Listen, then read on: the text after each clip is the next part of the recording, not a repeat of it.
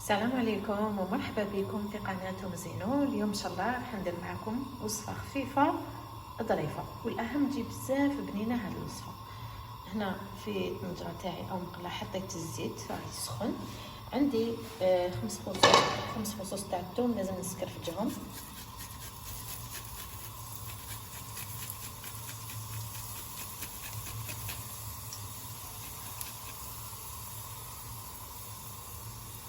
بعد نزيد طوماطيش حبه كبيره نسكرفجها كذلك. لازم نقلب مليح من هذا الثوم.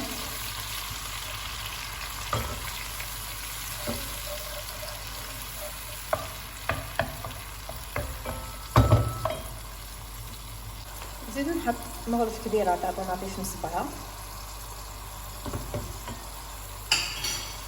هنا الطوماطيش تاع الحب لازم تقليوها مليح في الاول هكا باش تجي هاد لاصوص بنينه.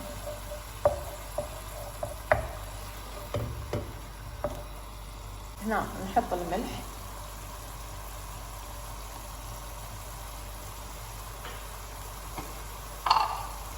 نحط فلفل عكري،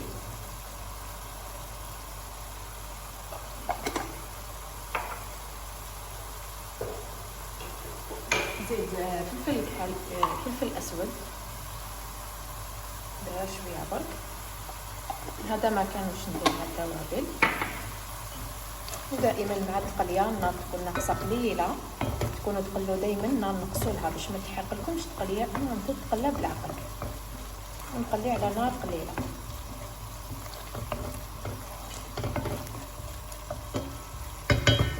هنا انا حنزيد لها المعدنوس كيما راكم تشوفوا لاصوص، راح يزيد لها بنه.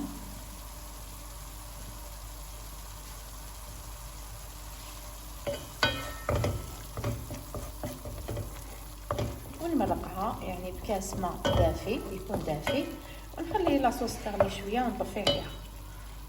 عندي كاس تاع الماء كما تشوفوا يكون دافي، نخليها تغلي شويه برك فقط ونطفي عليها.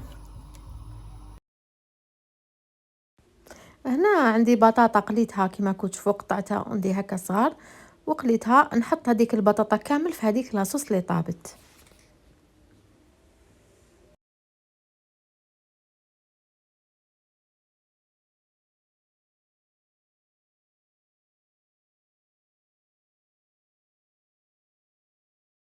هنا زوج حبات تاع البيض هكا خلطتهم فقستهم مليح، راح نديرهم كامل فوق هذيك البطاطا ونغطي عليها ونخليه حتى البيض يطيب كامل. هنايا بعد ما طاب يعني خليت هذاك البيض طاب، واش ندير؟ هنا عندي زوج حبيبات تاع فلفل شويتهم. واش راح نديرهم؟ انا حنديرهم هنا هكذا يعني فوق البطاطا. ما حبيتش نديرهم في الاول، قلت نديرهم في الاخير هكا.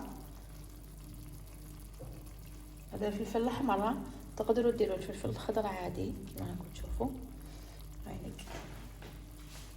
ومن بعد في الاخر كامل نزيد لها من الفوق شويه تاع المعدنوس. فوالا، وجبه خفيفه كما قلت لكم، سهله سريعه. واحد يكون مزروب العاملات يعني تقدروا تحضروها.